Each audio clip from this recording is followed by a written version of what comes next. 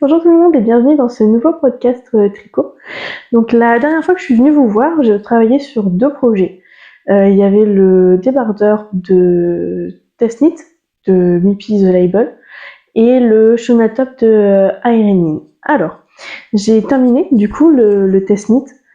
Je suis contente du résultat, il est très très bien, j'ai déjà porté. Il est un petit peu épais, mais pas si chaud que ça. Donc je suis contente. Je vous en parlerai certainement davantage quand la créatrice, la designeuse aura posté son patron. Je pense qu'il doit bientôt sortir, peut-être dans un mois, je pense. Et donc, c'est le seul projet que j'ai terminé. J'ai tricoté un petit peu moins là pendant les 2 dernières semaines parce que j'ai eu une douleur au pouce en fait. Alors je pense pas que ce soit à cause du tricot parce que j'avais pas mal en tricotant, mais voilà, ça fait une semaine que j'ai ralenti un petit peu le tricot.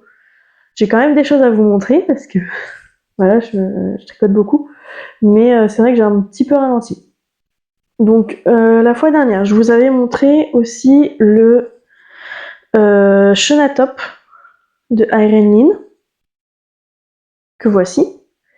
Et là où j'en étais arrivée, alors j'avais monté un petit peu sous les manches et j'avais une manche de fête. Et j'ai fait l'autre manche. Voilà, donc ça roule un peu parce que j'ai pas encore fait la bordure au crochet et puis pas lavé ni rien. Mais voilà, j'ai fait la deuxième manche et j'ai avancé un tout petit peu en fait sur le corps. Je m'étais arrêtée en fait pour faire les manches. J'avais profité d'arriver à la fin de ma pelote pour entamer une nouvelle pelote et faire les manches. Donc depuis le fin de ma pelote, j'ai vraiment pas beaucoup avancé. J'ai juste fait quelques rangs. Bon, j'ai quand même fait une manche en 2 semaines, donc je suis contente. J'ai quand même un petit peu peur qu'il soit un peu large, c'est-à-dire qu'à chaque fois que je le présente devant moi, voilà, j'ai un petit peu peur qu'il soit un peu large. Je vous mettrai une autre vidéo parce que là on voit pas très bien.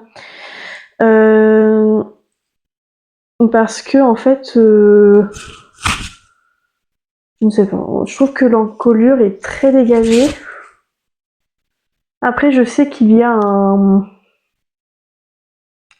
bordure au crochet de prévu. Voilà. S'il faut que je le recommence, ça va un petit peu m'énerver.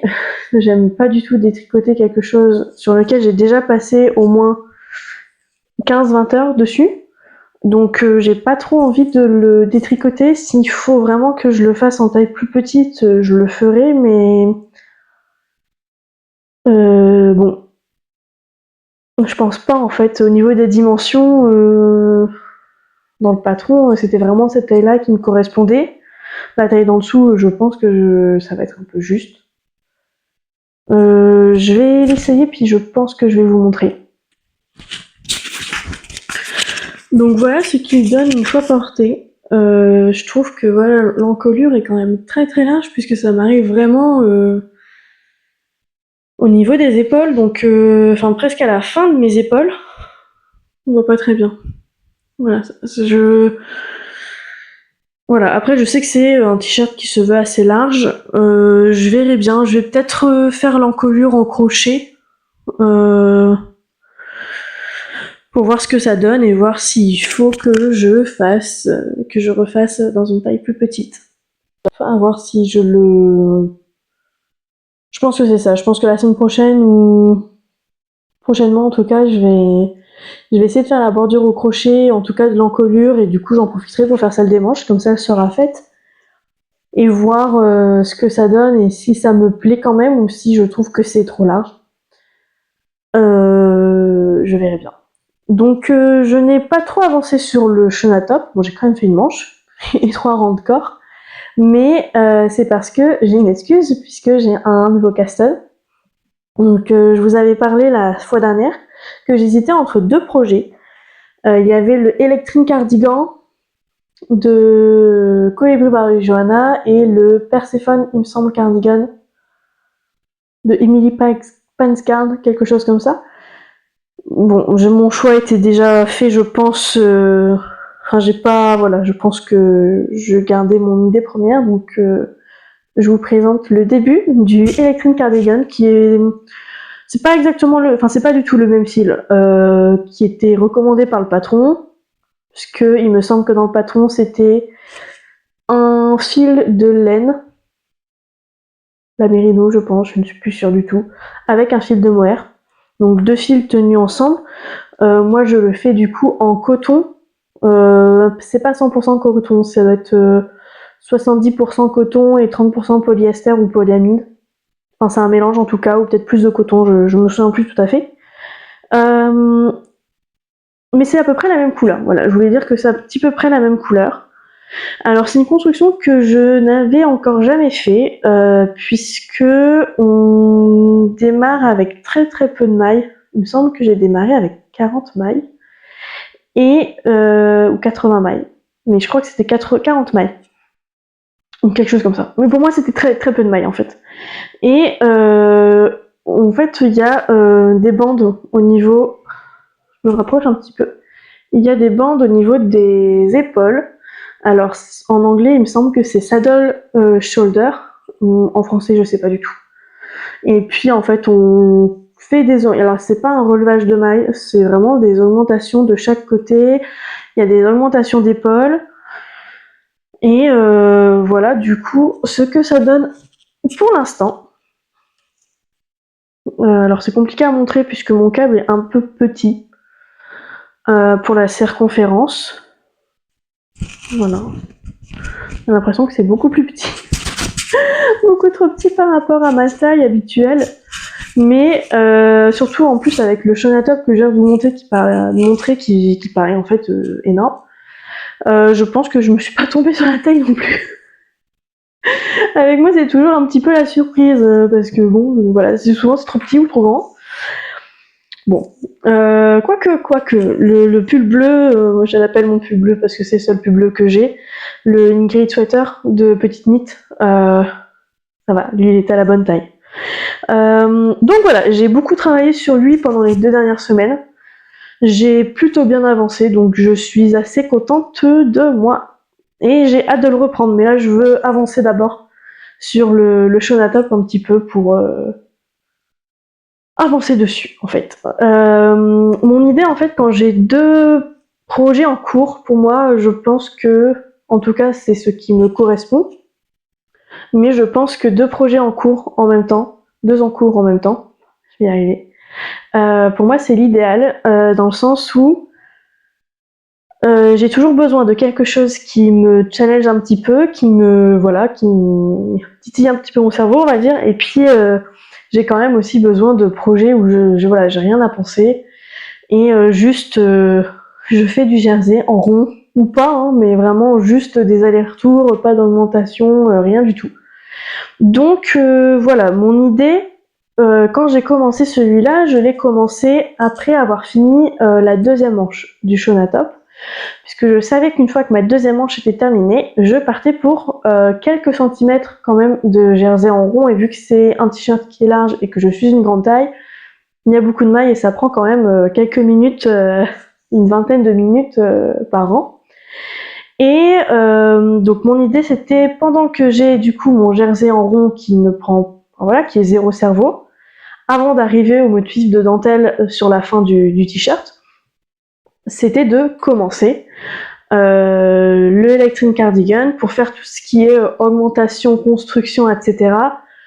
Et puisque c'est également, une fois que là j'ai bientôt fini, me semble, les augmentations, je dois avoir encore quelques rangs d'augmentation. Et après, alors bon, c'est pas du jersey en rond puisqu'on est sur un gilet qui est tricoté à plat en aller-retour. Mais je vais me retrouver en fait à faire du jersey en aller-retour pour le corps pendant beaucoup de centimètres, avant d'arriver au motif de dentelle aussi sur le bas du gilet. Et en fait les manches pareil, cette fois-ci en jersey en rond, jusqu'au motif de dentelle en bas des manches. Alors le motif de dentelle est plus grand, il me semble, en tout cas prend plus de place en tout cas, pardon, que le Shonatop. Il me semble que le motif est en tout cas réparti sur plus de rangs. Voilà. Et mon idée du coup c'était d'alterner, c'est-à-dire que là une fois que j'ai terminé la construction de ce gilet-là, l'idée c'est d'avoir terminé le jersey en rond de ce gilet-là pour alterner en fait les projets zéro cerveau. Dans l'idée également, c'est qu'une fois que je suis arrivée à la fin du projet zéro cerveau ici, que j'ai commencé du coup le motif en dentelle, c'est de commencer un nouveau projet qui lui me redemandera un peu plus d'attention au niveau de la construction, etc. Pour mes prochains projets, alors je n'ai pas encore décidé. J'ai des idées bien sûr, j'ai toujours plein d'idées. Je pense que je vais tourner un peu plus sur du crochet pour mon prochain projet. Puisque j'avais commencé l'année dernière à faire un gilet, c'est ce qu'on appelle les hexagon cardigans au crochet, où en fait c'est juste un hexagone qu'on fait au crochet, et quand il est plié d'une certaine manière, ça nous fait un demi-gilet avec le pan de devant, le pan derrière, sur le côté il me semble, et puis du coup pareil pour les manches. Et on assemble deux hexagones et ça nous fait un gilet qu'on peut ensuite rallonger au niveau des manches si on souhaite, et au niveau du corps si on souhaite. Donc l'année dernière, j'avais commencé à faire ce genre de gilet-là pour une petite de ma famille. Je ne l'avais pas terminé parce qu'en fait, pourtant elle était petite, donc ça aurait pas dû prendre beaucoup de temps.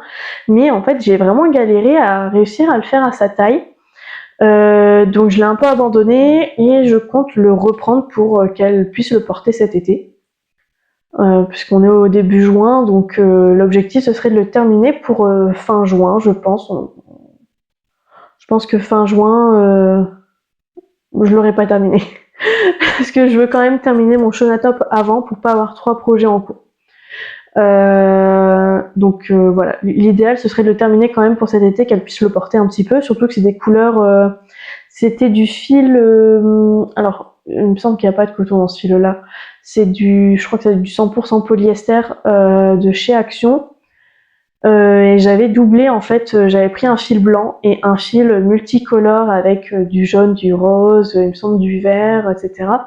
Et j'en ai racheté du coup cette année parce que la petite a grandi en un an et que j'avais un doute sur la quantité de fil que j'avais.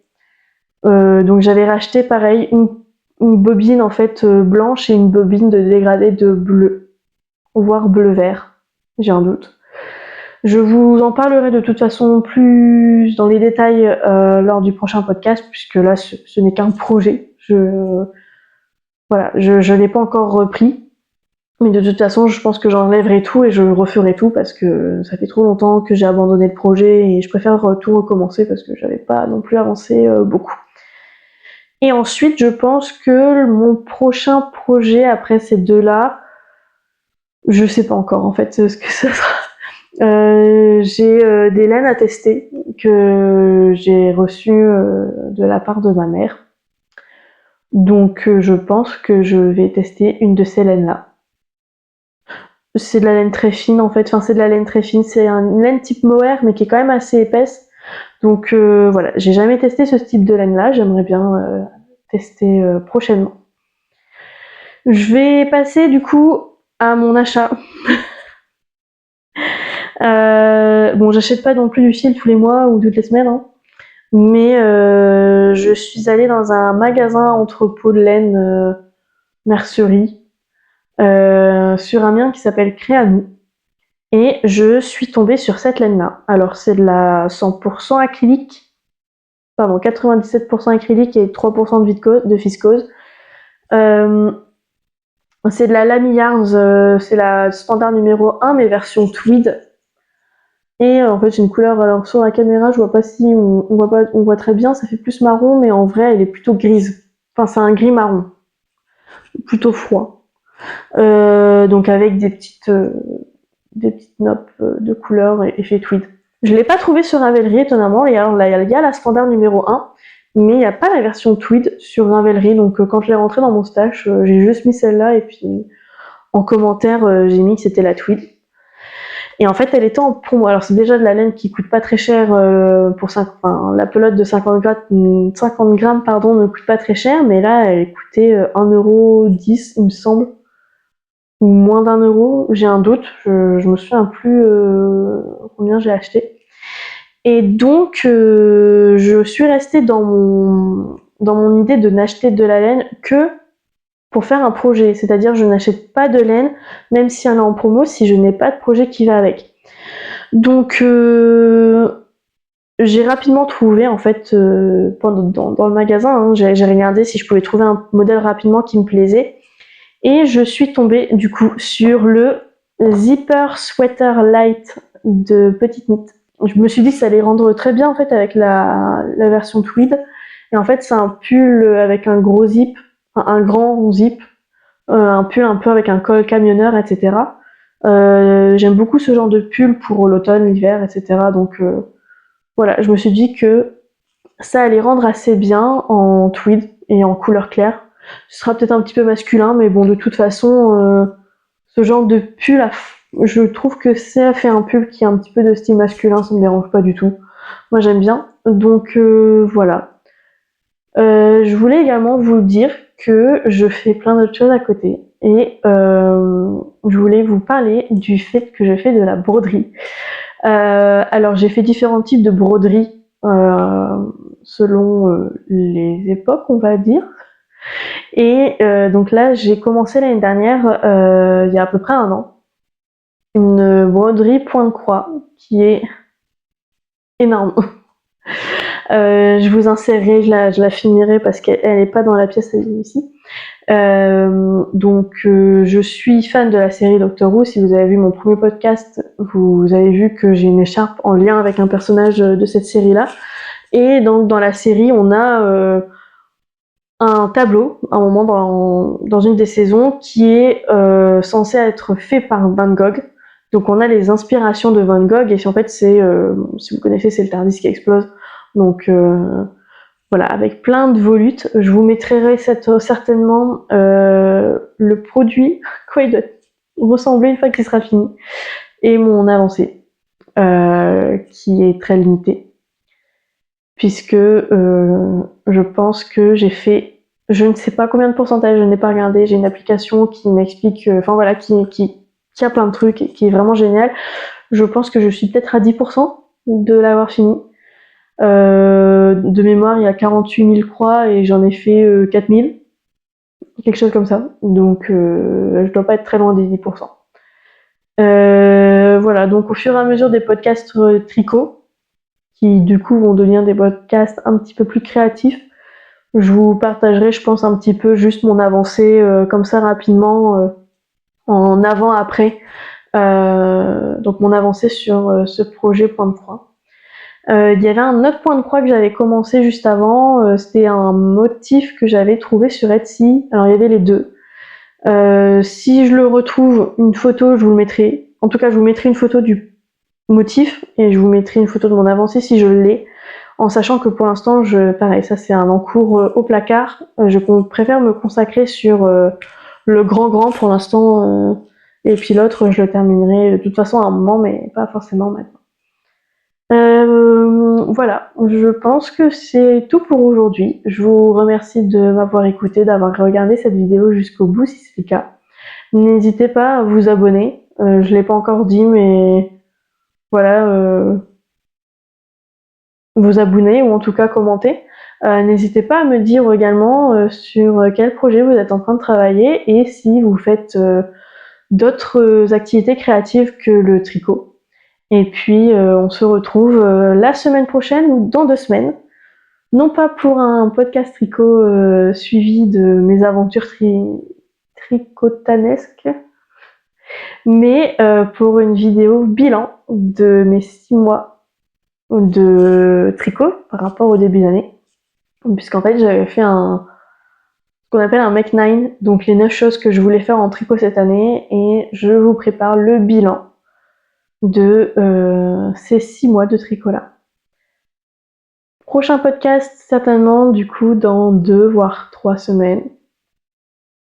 Et je pense que je vous prépare un format différent, un peu plus vlog, on va dire sur la durée. Je vous remercie encore une fois d'avoir regardé la vidéo et je vous dis